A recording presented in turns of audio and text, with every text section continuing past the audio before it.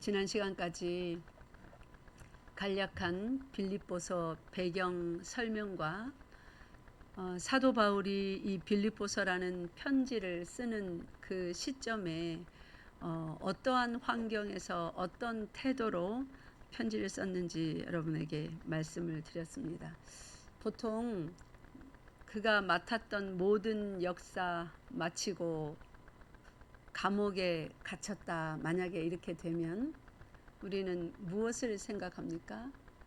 이제 만약에 독립운동을 했어요. 열심히 독립운동을 하면서 재산도 다 바쳤고 건강도 다 바쳤고 명예도 다 바쳤고 남은 것이 하나도 없는데 마지막에 누군가의 배신으로 잡혀서 감옥에 갇혔습니다. 그러면 이제 우리 그 사람에 대해서 뭘 생각합니까? 참 안타깝지만 이제 그의 할 일이 다 끝났구나, 그렇게 생각합니다. 그죠? 뭔가 마침이 되었다고 생각합니다. 근데 사도 바울이 약 11년, 많게 치면 13년의 3차 전도 여행을 다 끝내고 예루살렘에서 동족들의 억울한 모함을 받아서 누명을 쓰고 잡혔습니다. 그리고는 예루살렘에서 한 2, 3일 구류되었다가 가이사랴로 가서 2년간 있으면서 벨릭스, 베스도 이런 총독들 앞에 나가서 재판을 받다가 그 사람들이 모두 다 사도행전에 보면 사도 바울에게 무죄를 선고합니다. 이래 들어보니 너네들 종교에 관한 일이네, 죄 없음, 니네들이 알아서 하라 하고 무죄를 선포했는데, 그러면 사도 바울로서는 동족들에게 모함을 받아 잡혀가서 로마 법정에서 무죄를 선고받으면 어떻게 해야 돼요? 일반 상식으로 너무 좋은 거 아닙니까? 그죠? 얼씨구나 하고 무죄 선고받은 즉시 나가야 됩니다. 근데 사도 바울은 자신이 세상 법정에서 유죄를 선고받든 무죄를 선고받든 그게 중요한 게 아니었습니다. 사도 바울은 뭐가 제일 중요합니까? 그의 인생에서 예수 그리스도를, 그가 죽든지 살든지 예수 그리스도의 복음이, 그 이름이 전파되는 것 외에는 관심이 없는 사람입니다. 오로지 그 인생의 목적에 올인된 사람이에요. 그래서 이제 동족들에게도 그 주변에 아시아 이런 등지의 사람들에게도 3차에 걸쳐서 복음을 많이 전했습니다. 그의 소원은 예루살렘에 가기 전부터 고린도에서 로마에다가 편지 쓸 때 뭐라고 썼습니까? 자기는 로마를 거쳐서 서바나로 가기 원한다. 복음을 더 편만히 넓게 하나님께서 주신 명령대로 세상 끝까지 전하기 원하였습니다. 그래서 그 복음 전하는 일에는 관심이 없었어요. 그래서 가이사랴에서 무죄를 선고받았음에도 불구하고 그는 오히려 내가 로마 황제 가이사한테 상소하기를 원한다 하면서 자신을 로마로 보내줄 것을 원했습니다. 그래서 그는 묶인 채로 로마로 갑니다. 그래서 어쨌든지 체인에 매여서 가든 풀려서 가든 그는 로마로 가서 복음 전하는 것이 그의 목적이었습니다.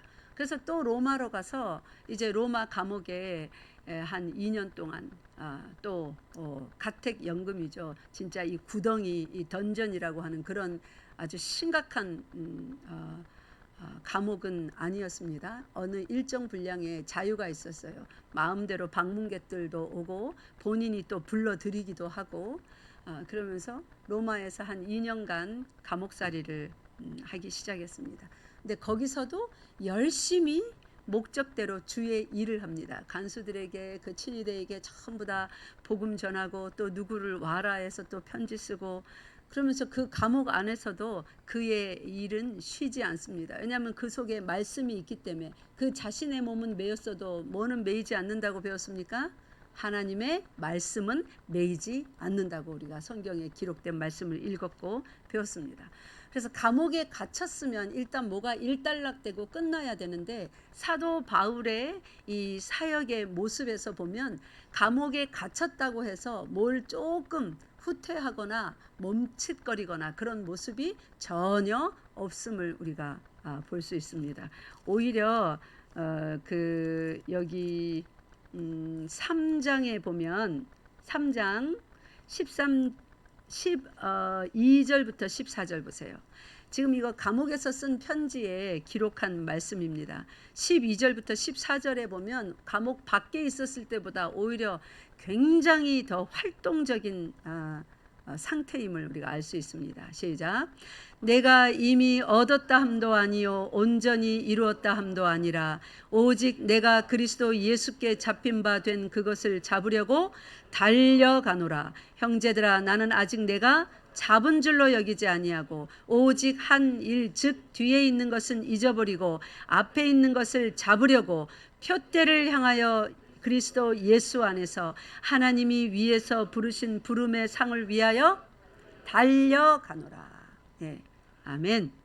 예, 우리 12절에도 달려간다 이렇게 말하면서 14절에도 여전히 지금 뭘 향하여 달려간다고요? 그리스도께서 위에서 부르신 부름의 상, 그 표대를 향하여 막 달려간대요. 그러니까 감옥이 이런 종류의 사람은 가둘 수 없는 것입니다.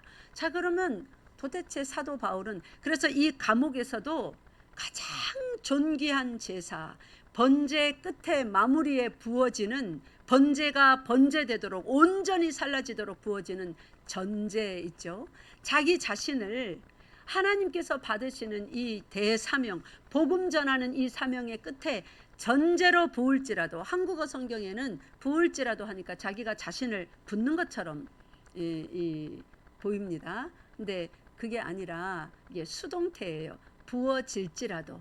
내가 이렇게 수고하고 고생하여 복음 전하다가 감옥에까지 갇혔지만 하나님이 나를 들어서 또 순교의 제물로 이 모든 사명의 마지막에 대미를 그렇게 장식하시려고 하나님이 나를 죽이신다 할지라도, 죽음 가운데 내어준다 할지라도 이 말입니다. 내가 스스로 죽겠습니다, 나는 순교가 소원입니다, 그게 아니에요. 전제로 부어진다 하도예요. 자기 스스로 붙는 게 아니라 그렇게 그런 길로 부르신다 할지라도 자신은 뭐 어떻게 한다고요? 기뻐한대요. 그러니까 너희들도 기뻐해라. 너희들도 이런 일에 동참하라. 그렇게까지 촉구합니다. 도대체 이 사람은 어떤 사람일까요? 도대체 이 사람은 어떤 종류의 사람이길래 감옥 안에서조차도 갇혔는지 안 갇혀 있는지 자기 자신의 지금 처지를 꼭 모르는 듯합니다. 너무 감옥 생활이 힘들어서 정신이 이상하게 된 것일까요? 감옥 안에 있는데 마치 자유인인 것처럼 착각하는 정신 착란일까요? 왜 그러는 것일까요, 이 사람은? 우리가 그래서 빌립보서의 저자인 사도 바울은 어째서 이런 삶을 살 수 있었는지를 배워야 됩니다. 그 비결을 알아야 됩니다. 그래서 우리들도 환경이 우리들을 가둡니다. 그죠? 어떤 때는 감옥에 갇힌 죄수가 더 편하겠다, 차라리. 여러분들 이런 생각할 때도 인생에 한 번쯤은 있었을 것 같습니다. 한 50쯤 살아오면, 한 40대쯤 되면 차라리 감옥에 갇힌 사람이 더 편하겠다. 가만히 있으면 삼시세끼? 그 다음 뭐예요? 밥은 주잖아. 그런 말 해봤습니까? 안 해봤습니까? 사시면서. 다 40, 50까지 살아보신 분들은 50 정도만 돼도 그런 말 다 해봤을 거예요. 저도 그런 말 해본 적 있습니다. 차라리 감옥이 낫겠다. 삼시세끼 밥은 주잖아. 집 빼라고, 전세, 월세 올리라고. 그런 말은 안 듣잖아. 감옥에 있는데 월세 받든가요? 사도 바울은 지금 자기가 월세 내야 되는 가택연금 중입니다. 빌립보 썼을 때. 여기는 공짜 감옥이 아닙니다. 그 집도 자기가 빌려야 돼요. 그러니까 굉장히 재정적으로도 압박을 받았습니다. 그런데도 기뻐한답니다. 그래서 우리가 차라리 감옥에 갇히는 게 낫겠다 싶을 만큼의 인생의 고통, 고초, 어려움, 힘듦, 두려움을 많이 겪고 살았습니다. 학생들도, 청년들도 힘든 일이 아직 많이 살지 않았지만 여러분 나름대로 정말로 힘든 일을 많이 겪고 있을 것 같습니다. 초등학생들도 살기 힘들어 죽겠다고 그러더라고요. 어린 애들 얘기하는 거 보면 뭐가 그렇게 진짜 힘드니? 뭐 힘드니까 뭐 어쩌고저쩌고 하면서 진짜 힘들어요. 사는 거 힘들어요. 그래서 얼마나 귀엽든지 그 조그마한 애 입에서 사는 게 힘들답니다. 요 앞에 있는 애들이 한 말이에요. 우리 어른들 좀 잘 알아주세요. 요 아멘성가대에 속한 애들이 사는 게 힘들답니다. 자기들끼리 앉아서도 그런 얘기 하더라고요. 애들 놀 때 자기들끼리 하는 얘기 잘 들어보세요. 그런 말 나옵니다. 그래서 인간 맞구나. 네, 사도 바울이 어쨌든지 사도 바울을 우리 가운데 우리가 딱 놓고 생각하면 우리 모두의 삶을 합친 것보다도 이 한 사람이 당한 고초가 훨씬 큽니다.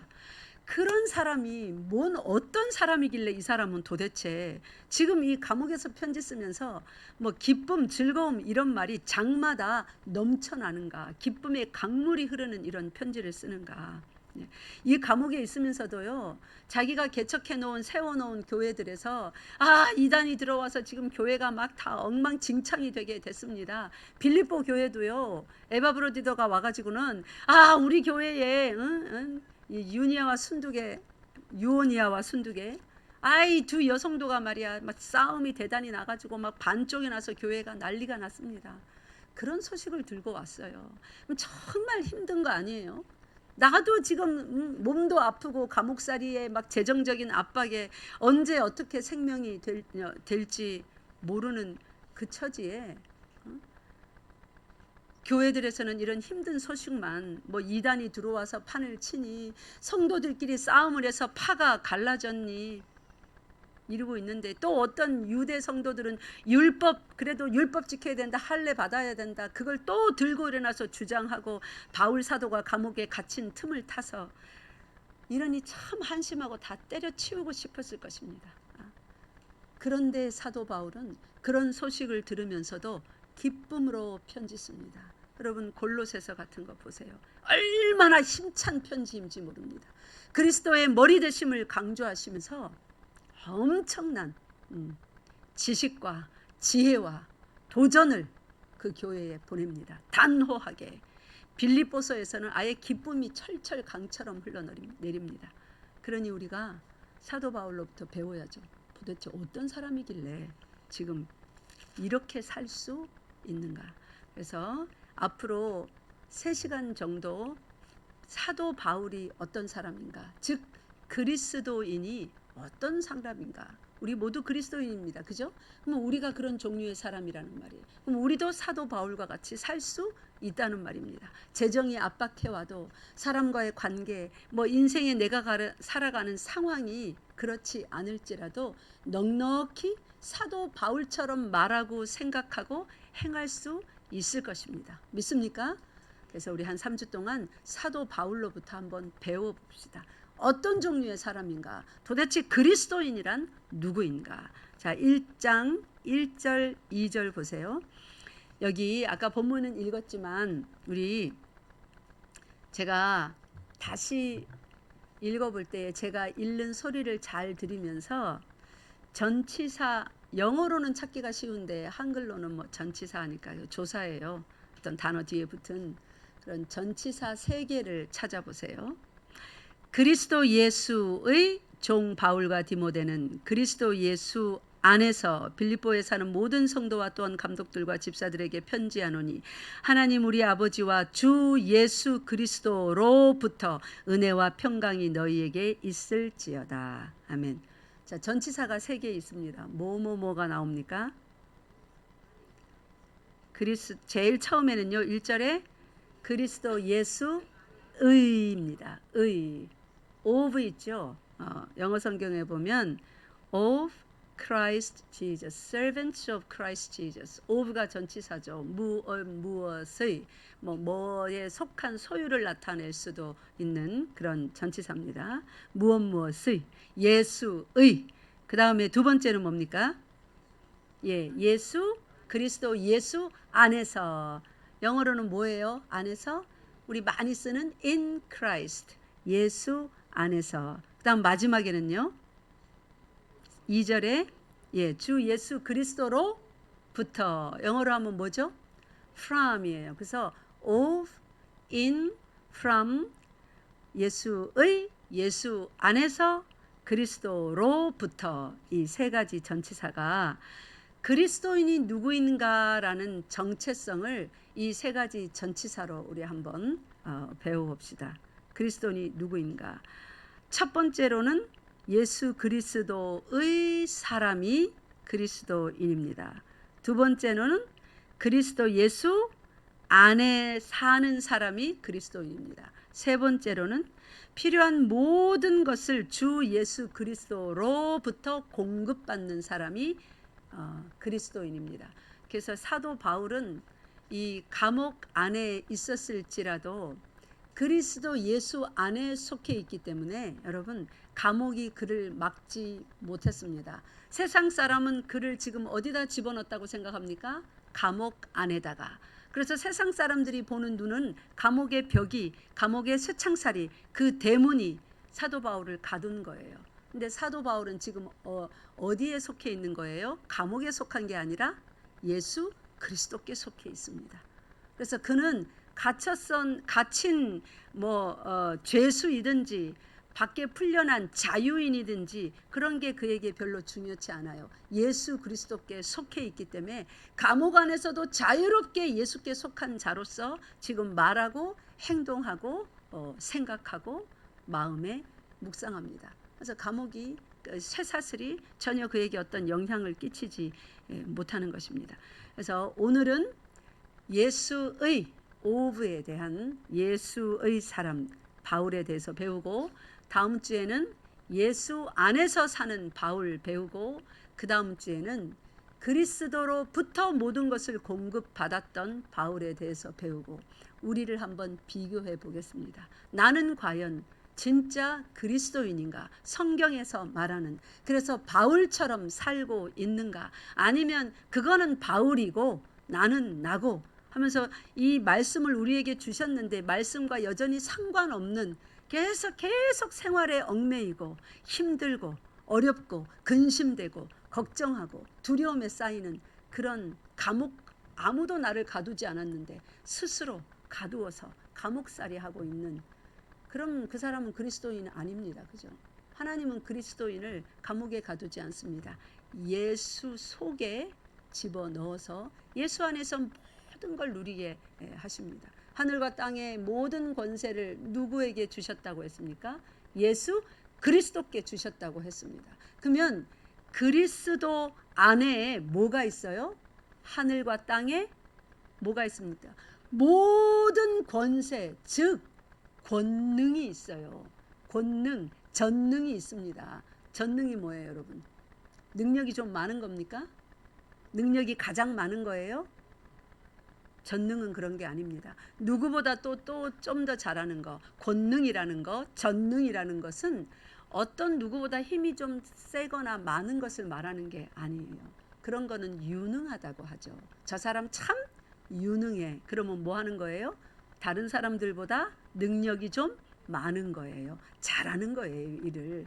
우리 하나님이 유능한 하나님입니까? 어떤 사람들은 성경을 자세히 모르니 유능한 하나님, 할 수 있는 일이 많으신 누구보다도 잘하는 그런 하나님으로 알아요. 아니요. 하나님은 유능하지 않습니다. 하나님은 절대로 유능하지 않습니다. 따라하세요. 전능하신 하나님. 전능하신 하나님. 하나님은 전능하시기 때문에 그게 무슨 말이냐면 또 따라하세요. 불가능이 없으신 하나님.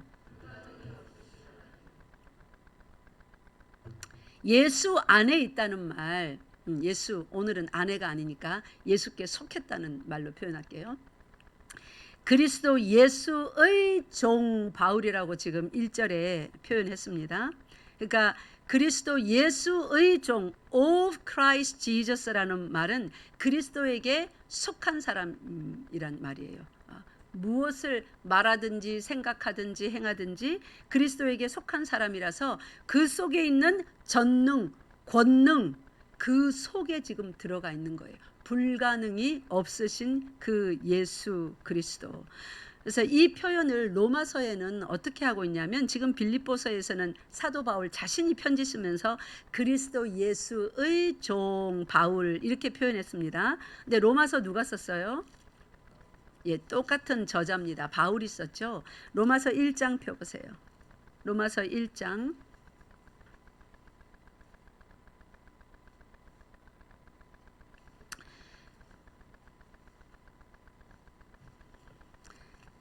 여기 빌립보서 1장 1절에 그리스도 예수의 종 바울이라고 표현한 그 표현을 로마서 1장 1절에도 똑같이 썼습니다. 예수 그리스도의 종 바울은 여기에 1장에도 of Christ Jesus라고 되어 있어요. Paul, the servant of Christ Jesus. 그러니까 빌립보서하고 똑같은 표현이에요. 근데 이 표현을 6절에 내려와서 조금 다르게 동일한 표현을 다르게 표현했습니다. 그러니까 의미는 같고 좀 다른 표현이라는 말이에요. 처음에 예수 그리스도의 종 바울은 그러면서 어쩌고 저쩌고 말씀을 쭉 적었습니다. 그렇게 연결되는 말씀으로 그 마침표가 이제 6절에 나와요. 1절에서 시작한 말의 마침표가 6절에서 문장이 맺는데 6절 읽겠습니다. 시작. 너희도 그들 중에서 예수 그리스도의 것으로 부르심을 받은 자니라. 아멘. 그래서 로마서 1장 1절부터 읽어서 6절까지 단숨에 쭉 내려오면 1장 1절에 자신에 대해서 예수 그리스도의 종 바울은 하고 쭉 글을 써서 6절에 내려와서 너희도 그들 중에서 예수 그리스도의 것으로 부르심을 받은 자니라가 무슨 말인지 여러분 쭉 읽어보면 이해가 될 거예요. 그러니까 너희도 그들 중에서 예수 그리스도의 뭐로 부르심을 받은 자라고요? 예수 그리스도의 종으로 부름 받았다는 것을 예수 그리스도의 것으로 부르심을 받은 자니라 그렇게 6절에서는 표현하고 있습니다. 그것을 예수 그리스도의 것 이것을 어떻게 표현하냐면 belong to Jesus Christ. 누구누구에게 속했다. 예수 그리스도의 종은 예수 그리스도에게 속했다는 말이에요. 그래서 예수 그리스도에게 속했고 예수 그리스도의 종이다 이 말. 이 지금은 종이 없지만 종살이 하는 사람이 없지만 이 사도 바울이 편지 쓰던 그 시절에는 실제 종이 많았습니다. 종살이하는 노예들이 많았어요. 자, 노예의 개념을 가지고 생각해 봅시다. 누구누구에 속했다. 즉 주인에게 속했다면 그게 무슨 의미예요? 자기를 위한 삶은 없는 겁니다. 그 당시 종의 개념으로 우리가 이 말씀을 이해해야 돼요. 그 당시에 그 사회에서 그 문화에서 쓴 편지이기 때문에 즉 자신을 그리스도의 종으로 표현하고 그리스도의 것으로 표현하고 이 말은 자신은 자기 자신을 위하여서 사는 삶을 이제 더 이상 살지 않는다는 말이에요. 그게 종인 것이고 누구누구의 것이라는 말입니다.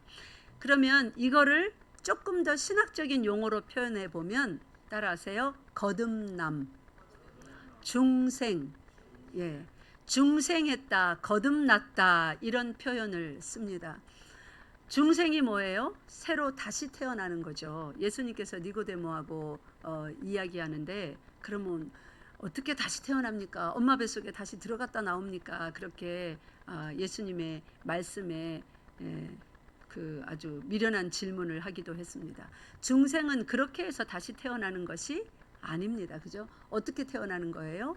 예수 그리스도의 이름으로 성령 안에서 예수 그리스도 피로 죄를 씻음 받고 예수 그리스도 안에서 성령 안에서 다시 태어나는 거예요. 우리 사람이 태어난다 할 때는 엄마 뱃속에서 응애하며 아기로 태어나지만 다시 태어난다 할 때는 마음의 변화를 받는 걸 다시 태어난다고 합니다. 생각의 변화를 받는 걸 다시 태어난다고 합니다. 그러면 마음의 변화, 생각의 변화, 사도 바울이 그렇게 다시 태어난 사람입니다. 사도 바울은 원래 어떤 사람이었습니까? 어떤 사람이다가 다시 태어난 거예요. 예수 그리스도의 종으로 그의 것으로 거듭난 사람으로. 원래 어떤 사람이었어요? 예수 그리스도를 믿지 않았습니다. 예수 그리스도를 이단이라고 생각했어요. 예수 그리스도는 하나님의 아들이 아니고 그가 죽었다가 부활했다고 전하는 모든 그리스도인들은 이단들이라 전부 다 잡아 죽이고 교회는 다 부수고 무너뜨려야 될, 이 땅에서 없애버려야 될 그런 족속으로, 그런 종교로 생각하고 그 앞장을 섰던 사람이었습니다. 그런데 그가 예수 그리스도를 만났습니다. 사도행전 9장에 나오죠. 만난 후로 예수 그리스도를 참으로 구주로 깨달아 알고 믿게 되었습니다. 그렇게 그가 생각과 마음에 변화가 일어나서 이제 하나님의 종으로, 그의 것으로 부름받아 그렇게 10년을 훌쩍 넘기며 복음을 전하고 지금 감옥에 갇힌 것입니다. 그러면 사도 바울의 다른 서신 고린도후서 5장 17절에 의하면 거듭났다는 것은 무엇을 의미하는 것입니까? 고린도후서 5장 17절에 뭐라 그랬어요? 누구든지 예수 안에 있으면 새로운 피조물이라. 보라, 이전 것은 지나갔으니 새 것이 되었도다. 새 것이 되었다는 말은 뭐냐면 더 이상 나 자신을 위하여서 살지 않고 그리스도를 위하여서 산다는 말이에요. 그것이 새 것이라는 것입니다. 여러분, 그런데 예수 믿으면서도 계속 자기 자신을 위하여서 내가 복받고 내가 명예가 높아지고 내가 존중받고 내가 사랑받고 내 하는 일이 잘되고 나에게 재수 없는 일이 일어나지 않고, 그런 종류로 예수 믿는 사람은 새 것이 된 사람이 아닙니다. 새 것이 되었도다 하는 것은 이 새 것, 로마서 1장 6절의 표현에 의하면 뭐예요? 빨리 찾아보세요. 로마서 1장 6절에 의하면 고린도후서 5장 17절에 보라, 새 것이 되었도다가 뭐가 됐다는 말입니까? 로마서 1장 6절에 의하면 정확하게 나오죠. 예수 그리스도의 것이 되었다는 말입니다. 그게 새 것이 되었다는 겁니다. 여러분, 예수 그리스도의 것이 되었습니까? 여러분이 그렇게 새 것이 되었습니까? 그 말은 그리스도의 종이라는 말이에요. 그리스도께 속했다는 말입니다. 그리스도께 속한 사람, 그리스도의 종, 새 것, 그리스도의 것, 그 정체성으로 살아가지 않으면 그리스도인이 아니에요. 그리스도의 지체가 아닌 것입니다. 조금 더 상세히 말해 볼게요. 이 세상은 세상 공중 권세 잡은 마음껏 그 이 힘을, 영향력을 행사하는 누가 있어요? 이 세상에 공중에 다니면서 주인 행세하는, 자기 것도 아니면서 잠깐 하나님이 허락하여 주신 기간 동안 주인 행세하는 공중 권세 잡은 누가 있어요? 마귀가 있죠. 예. 마귀에게 잠깐 동안 허락되었습니다. 그래서 모든 죄인들에게 막강한 죄의 영향력을 행사하면서 여전히 활동하고 있어요. 사망을 무기 삼아 왕노릇합니다. 이 죄인들 가운데 왕노릇하면서 사망을 등에 업고 사람들을 꼼짝달싹 못하게 이렇게 이 소나기에 집어넣고는 열심히 죄짓게 해요. 막 죄짓는 일을 어쩌다가 죄짓는 게 아니라 열심히 궁리하고 계획하고 결단하고 돈을 모으고 시간을 내고 내 발로 차려입고 나가서 죄를 짓게 합니다. 음란 죄를 저지르는 사람들 어쩌다가 어머나 할 수 없이, 이게 아닙니다. 계획합니다. 그죠? 골똘히 눈을 거기다가 둡니다. 맞습니까? 주목합니다. 그리고 그 죄를 위하여서 돈을 모읍니다. 약속을 합니다. 시간을 냅니다. 그 장소로 네 발로 걸어갑니다. 그렇게 해서 저지르는 것이 음란 죄입니다. 자, 얼마나 열심을 냅니까? 그 죄를 짓기 위하여서. 누구의 물건을 훔치려면요, 어쩌다가요? 그것보다 훨씬 대부분의 도둑질이 계획합니다. 골똘히 거기다가 눈을 주목하고 엿봅니다. 언제가 가능한 시간인지. 정탐을 다닙니다. 이 골목 저 골목. 사기를 치는 사람들 열심히 사람을 쳐다보면서 연구합니다. 골똘히 그 사람에게 눈과 귀와 마음을 집중합니다. 그렇게 열심을 내어서 뭘 해요? 사기를 칩니다. 죄를 짓는 거 여러분 어쩌다가 너무 사람이 연약해서 어쩌다 보니 아니요. 그런 죄보다 적극적으로 계획하고 힘들이고 돈 들이고 시간 들여서 짓는 죄가 훨씬 많습니다. 여러분이 짓는 죄도 생각해 보세요. 여러분 예수 믿어도 죄를 지을 때 어쩌다 실수로 할 수 없이 짓는 죄보다 계획하고 골똘히 눈을 거기다 두고 마음을 거기다 두고 시간을 들이고 공을 들이고 돈을 들이고 그렇게 해서 짓는 죄가 훨씬 많습니다. 이게 사단이 하는 일이에요. 잘한다 잘한다 잘한다. 절대로 딴 데 보지 못하도록 예수님은 예수께로 눈을 집중하고 고정하라고 그랬는데 사단은 자기가 주는 그 생각에서 눈과 마음을 떼지 못하도록 막 돕습니다. 잘한다 잘한다. 그렇게 해야 되는 갖가지 이유를 다 갖다 주면서 그래서 거기에 눈을 고정하게 만듭니다. 그런데 그리스도에게 속했다는 것, 그의 것으로 부르심을 받았다는 것, 그것을 여러분 잊지 마십시오. 사단이 아무리 그렇게 해도 예수 그리스도의 것으로 부름 받은 사람들은 하늘과 땅의 모든 권세를 그가 다 쥐셨다고 했습니다. 이게 무슨 말인 줄 아세요? 공중 권세를 누가 잡았다고요? 사단이 잡았다고 했습니다.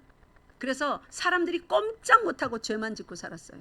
열심히 죄를 계획하고 도모하여서 짓습니다. 자범죄라는 것을. 그런데 하늘과 땅의 모든 권세를 예수께서 가졌다는 말은 하나님이니까 당연히 가지는 권세니까 가졌겠지.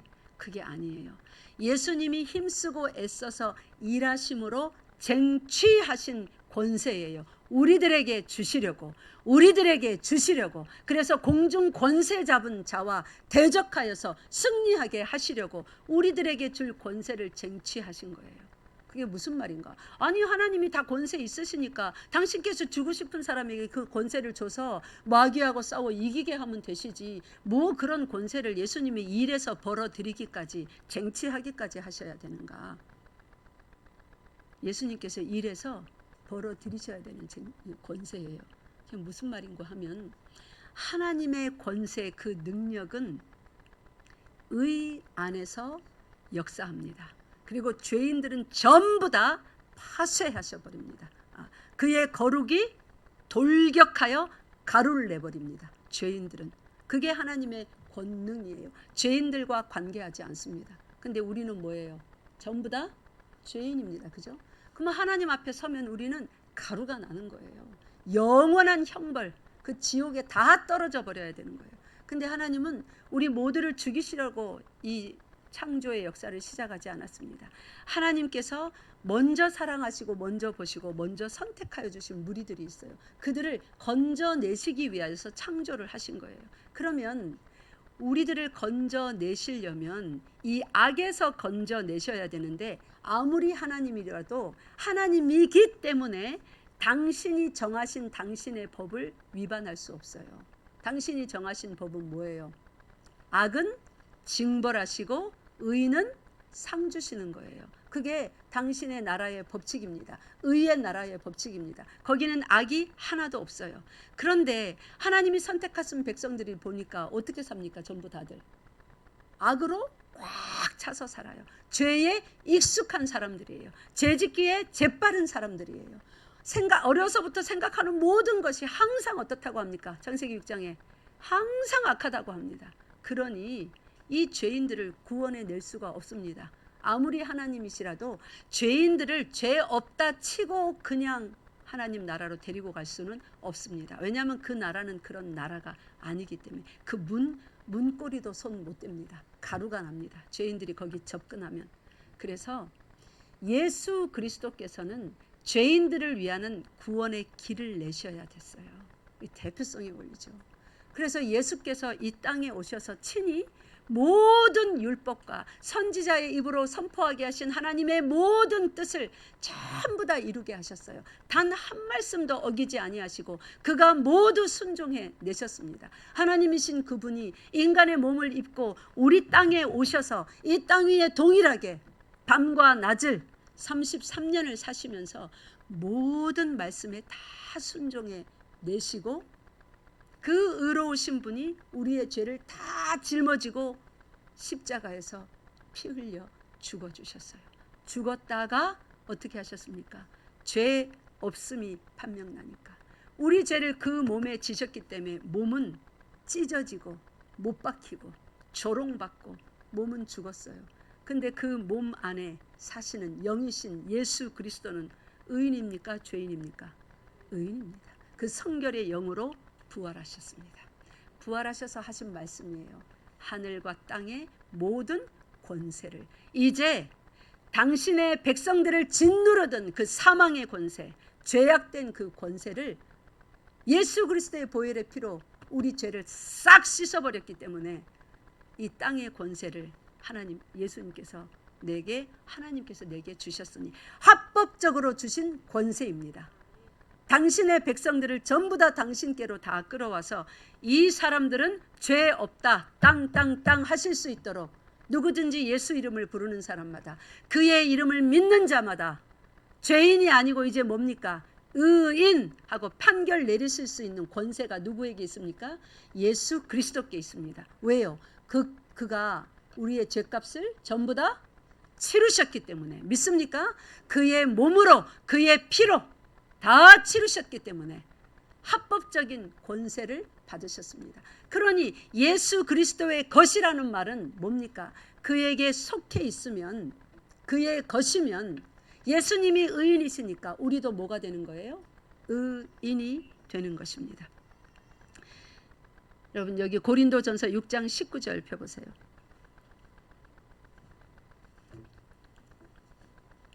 고린도전서 6장 19절 20절 함께 읽겠습니다. 시작. 너희 몸은 너희가 하나님께로부터 받은 바 너희 가운데 계신 성령의 전인 줄을 알지 못하느냐. 너희는 너희 자신의 것이 아니라 값으로 산 것이 되었으니 그런즉 너희 몸으로 하나님께 영광을 돌리라. 아멘. 우리는 뭐가 아니래요? 우리 자신의 것이 아니라. 그러면 우리는 누구의 것입니까? 예수 그리스도의 것. 제가 우리 말 잘하는 꼬매기 온유한테 온유는 누구 아기 누구 거, 여러분들 손주 나면은 다 물으실 거예요. 또 자기 자녀 키울 때 물으셨을 거예요. 누구야 너 누구 거 이렇게 물으면 누구 거라 그래요? 엄마 거. 제가 물으면 할머니 아기. 그 별거 아니잖아요. 언니 누구 아기? 엄마 아기. 또 다시 말해봐. 누구 아기? 할머니 거. 할머니 아기. 그게 뭐라고 얼마나 기분이 좋은지요. 할머니 아기 아니라고 그러면 그렇게 마음이 슬픈 거예요. 그래서 그 말을 들을 때까지 물어보는 거예요. 다시 말해봐. 어떤 때는 입을 깍 다물고 이러면서 말 안 해요.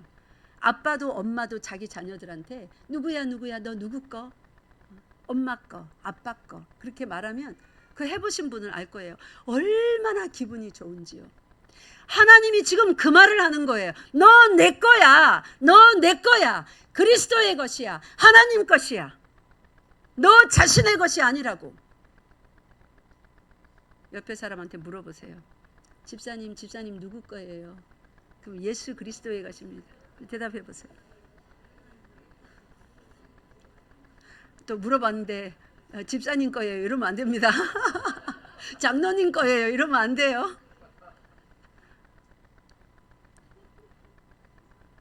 하나님께서 우리에게 날마다 우리가 우리 정체성을 뭐로 알고 있는지 듣고 싶은 거예요. 아세요? 그 손주가 내 손주일 줄, 그 자녀가 내 자식인 줄 모릅니까? 어디? 근데 뭐 하고 싶은 거예요? 듣고 싶은 거예요. 엄마 거, 나는 아빠 거, 나는 할머니 거, 나는 하나님 거예요. 나 우리 주님 거잖아요. 사도 바울은 그거를 알았어요. 나는 예수님 겁니다. 나는 로마 감옥에 갇혔다고 로마 감옥의 소유, 그들의 죄수가 아닙니다. 나는 자유인일 때나 죄수의 몸으로 사슬에 매여 있을 때나 나는 누구의 것이라고요? 다 같이 합시다. 예수 그리스도의 것입니다. 예수 그리스도의 것입니다. 예수 그리스도의 것입니다. 하나님은 우리 평생에 우리 입으로 선명하게 우리 마음으로부터 생각으로부터 나는 예수 그리스도의 것입니다. 그거 듣고 싶으셔서 환경을 어떤 때는 살짝 건드려 보십니다. 돈이 사라지도록. 자, 이때 얘가 누구 거라고 고백하는지 내가 보자. 아이고 귀여운 내 새끼, 내가 나는 예수님 거잖아요. 돈 없어도 걱정 없어요. 우리 주님이 다 해결해 주시는데요. 뭐 그거 듣고 싶어서. 어떤 때는 또 어려운 상황 가운데 잠깐 집어넣어 봅니다. 관계가 어그러지고 전혀 그럴 것 같지 않았는데 그렇게 되고 막 이런 환난 가운데도 집어넣어 보십니다. 연단이라고 그러죠. 믿음을 키우기 위해서. 보자 어떻게 하는지. 하나님, 나 하나님 거잖아요. 하나님, 내 하나님 맞으시죠? 나 좀 도와주세요. 요 소리 들어보시려고. 근데 그런 환경에 들어가서도 쫓아다니면서 사람하고만 싸우네요. 네가 올리 내가 올리 이것만 하네요. 은행만 쫓아다니네요. 누가 돈이 좀 있더라. 저 사람이 있다. 나 좀 돈 좀 빌려서. 이것만 하고 다니네요. 하나님이 얼마나 힘들겠어요. 엄마 나 엄마 거지요. 엄마 나 좀 도와주세요. 나 힘들어요. 그냥 이거 듣고 싶은 건데.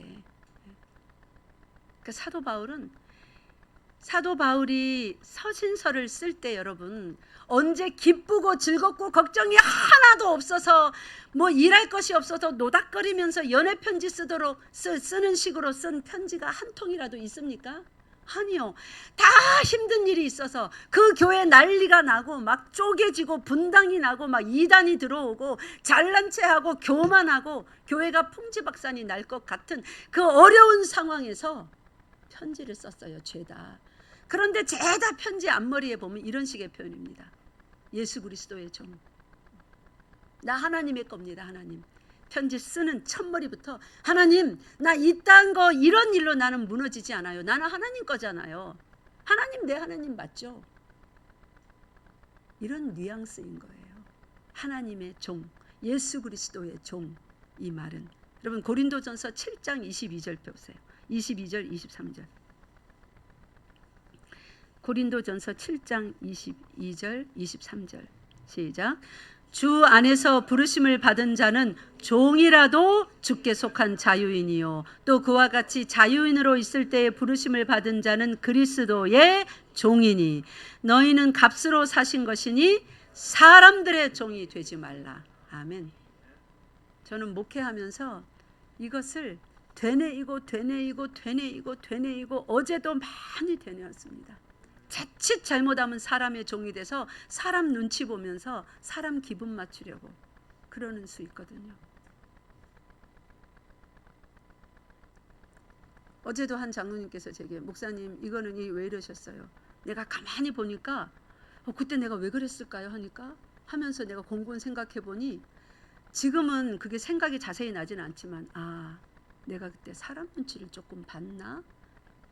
이렇게 생각되는 게 있어서 제가 그랬어요. 장로님 제가 정말 조심하겠습니다. 절대로 사람 눈치 보지 않겠습니다. 그래서 나간다면 나가라고 하겠습니다. 저는 그 부분에 있어서는 단호합니다. 사람의 비유, 눈치 절대로 보지 않습니다. 하나님 앞에서 옳지 않은 부분을 권면해도 고치지 않을 때는 그건 교회가 아닌 거예요. 교회 아닌 부분을 자꾸 붙이려고 하면 내 살이 아닌데 이런 걸 내 몸에다 붙이려면 내 살이 어떻게 될까요? 진짜 살이 곪죠. 그런 거 잘라내야 됩니다. 여러분 사람의 종살이 하지 마시기 바랍니다. 우리는 그리스도의 것이에요. 예수의 것이에요. 그의 종입니다. 믿습니까? 하나님은 그런 사람들을 책임져 주십니다. 끝날까지 책임져 주십니다. 내가 세상 끝날까지 항상 어떻게 한다고요? 너희와 함께 하리라. 너희는 값으로 사신 것이니 사람들의 종이 되지 말라. 이 말은 값으로 우리 몸을 샀대요. 몸 관리 잘하라는 말이에요. 우리 몸 관수 잘하라는 말이에요. 함부로 몸을 굴리지 말라는 말입니다. 음란에만 관련된 말이 아닙니다. 로마서 12장 펴보세요. 로마서 12장에서는 사도 바울이 이 말을 이렇게 아주 멋지게 고상하게 합니다. 12장 1절 읽겠습니다. 시작. 그러므로 형제들아 내가 하나님의 모든 자비하심으로 너희를 권하노니 너희 몸을 하나님이 기뻐하시는 거룩한 산 제물로 드리라. 이는 너희가 드릴 영적 예배니라. 아멘. 우리 몸을 하나님이 기뻐하시는 거룩한 산 제물로 드리라고 합니다. 우리가 예수께 속해 있으므로 우리 몸을 하나님이 기뻐하시는 산 제물로, 그리스도의 것으로, 그리스도의 종으로 그렇게 날마다 살아가라는 거예요. 예수 안에 어차피 이미 들어간 것을 믿는다면, 그분의 능력 속에 들어가 있는 것을 믿는다면 이것이 우리의 예배라고 합니다. 우리의 시선이 나 자신을 위하여서 내가 어떻게 하면 좀 더 낫게 살까, 좀 더 힘있게 살까, 명예롭게 살까, 잘 살까, 부자로 살까, 나 자신을 위해서 살았던 그 이전 것은 이제 지나갔습니다. 우리의 시선은 항상 그리스도께 고정되어서 누구를 위하여서 살아야 되는 거예요? 그리스도를 위하여 살아야 되는 거예요.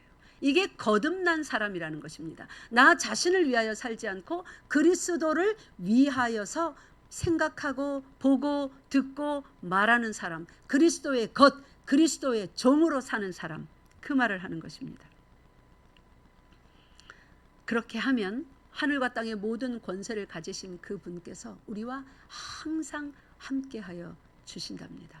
예수께서 항상 함께하여 주시면 그거 뭐 된 거 아니에요, 그죠? 그건 게임 끝이죠. 뭘 더 바랍니까? 그리스도 외에 뭘 더 갖다 주면 좋겠습니까? 뭘 더 갖다 준들 그리스도보다 나은 것이 있습니까? 아무것도 없습니다. 히브리서 12장 2절은 이렇게 말합니다. 믿음의 주여 온전케 하시는 이인 예수를 바라보자. 믿음의 주여 온전케 하시는 이인 예수를 바라보자는 말은 죄인으로서 어떻게 예수를 바라보는 그 엄청난 일을 합니까? 아무나에게 주시는 말씀이 아닙니다. 이미 예수 그리스도의 것으로 그에게 belong to, 속한 사람에게 하는 말이에요. 그 안에 쑥 들어가서 그의 것이 되었고 그의 종이 되었으니까 눈만 뜨면 그의 세상이에요. 당연히 바라볼 수밖에 없습니다. 눈 뜨면 예수께서 거기 계세요. 내가 너와 세상 끝날까지 항상 함께 있으리라. 말씀하신 그대로 거기 계세요. 그러니까 우리가 할 일은 그에게서 떨어지려는 몸부림만 안 치면 그를 바라보게 돼 있습니다. 여러분, 세상 끝날까지 항상 함께 하신다는 하나님의 예수 그리스도의 말씀은 참 기분 좋게 받아들이시죠. 여러분은 얼마나 그와 세상 끝날까지 함께 하려는 몸부림을 치셨습니까? 오히려 반대 아니었습니까? 오늘만 좀 봐주세요. 이번 주는 한 달만 좀 봐주세요. 다음 달부터 잘할게요. 올해는 너무 힘드니까 내년부터 잘할게요. 올 한 해만 좀 봐주세요. 그거 얼마나 오랫동안 하셨습니까? 네? 오늘만, 이번 주만, 이번 달만, 올해만. 20대는 이렇게 좀 보내고 30대부터. 40쯤 되면 다들 좀 신앙생활 제대로 하던데. 근데 열심히 놀고 30대는 열심히 놀고 40대부터 제대로 할게요. 그걸 누가 보장해 줍니까? 40대까지 생명이 여전히 있으리라는 거. 40대가 되면 또 열심히 하리라는 걸. 몸이 이미 악에 익숙해 있기 때문에 40대에 가도 아직도 초신자보다도 못한 지경에 있을 겁니다. 나이가 많아서 고치려면 더 힘듭니다. 나이가 많을수록 뭔가를 배우고 고치는 것이 너무너무 힘듭니다. 오늘 하십시오. 오늘 하시기 바랍니다. 그의 권세 속에, 권능 속에 여러분이 이미 들어가 있음을 믿으시고 오늘부터 예수님과 항상 세상 끝날까지 여러분도 동행하는 예수의 것으로서 사는 여러분 되시길 바랍니다. 고린도후서 5장 15절, 2절만 더 읽고 마치겠습니다. 고린도후서 5장 15절입니다. 하나님께서 우리를 왜 구원하시고 왜 살려놓으셨는가? 우리 삶의 목적이 너무나 선명하게 여기 써 있습니다. 그리스도 예수의 것으로서 산다는 말은 이런 말입니다. 고린도후서 5장 15절 시작. 그가 모든 사람을 대신하여 죽으심은 살아있는 자들로 하여금 다시는 그들 자신을 위하여 살지 않고 오직 그들을 대신하여 죽었다가 다시 살아나신 이를 위하여 살게 하려 함이라. 아멘. 사도 바울은 여기서 벗어난 적이 없습니다. 예수님을 만난 이후로. 그래서 감옥에서도 할 일 다 하는, 떵떵 큰 소리치며 기뻐하기까지 할 수 있는 그 비결을 소유하였던 것입니다. 여러분의 삶의 목적, 왜 예수 믿게 했는지, 왜 구원하셨는지 절대로 잊지 마시기 바랍니다. 나를 위하여서가 아니야. 예수를 위하여서입니다. 그렇게 살 때에 여러분 모두 다 각자의 자리에서 가장 영화롭고 만족하고 명예의 저 위에 끝까지 다다를 수 있는 가장 고상한 삶을 살 수 있습니다. 그건 하나님이 약속하셨습니다. 마지막 한 절 더 읽겠습니다. 베드로전서 2장 24절입니다. 베드로전서 2장 24절 같이 읽겠습니다. 친히 나무에 달려 그 몸으로 우리 죄를 담당하셨으니 이는 우리로 죄에 대하여 죽고 의에 대하여 살게 하려 하심이라. 그가 채찍에 맞음으로 너희는 나음을 얻었느니라. 죄에 대하여 죽고 의에 대하여 살게 하려 하셨다는 말은 우리가 살아가는 모든 날들을 죄를 자꾸 떠나보내고 죽이고 의를 행하고 또 행하고 또 행하고, 옛날에 은큼하게 어느 여인에게 어느 남자에게 눈을 두고 오랫동안 묵상하며 어떻게 해볼까 시간을 들이고 시간을 내고 돈을 모으고 일을 꾸며서 죄를 저질렀던 그 모든 힘쓰고 애씀을 이제는 다 어디다가 부어야 돼요? 의를 행하는 일에. 죄는 다 버리고 그 일을 예수께서 도우시겠다잖아요. 그게 예수 그리스도의 종입니다. 예수 그리스도의 것입니다. 자, 대답해 보세요. 여러분 누구 거예요? 우리 성가대 여러분은 누구 겁니까? 여러분 누구 거예요? 두 줄 대답해 보세요. 누구 겁니까? 네, 나는 예수 그리스도의 것입니다. 하나님은 내 하나님입니다. 믿습니까? 기도하겠습니다. 하나님 아버지, 우리가 그리스도의 것으로 속한 자로 종으로 부름받았고 이 삶은 얼마나 영화롭고 고상하고 만족하고 빛나는 삶인지, 어디까지 하나님이 그리스도의 것으로 사는 사람들을 데리고 가실 것인지 성경에 기록된 말씀으로 배웠습니다.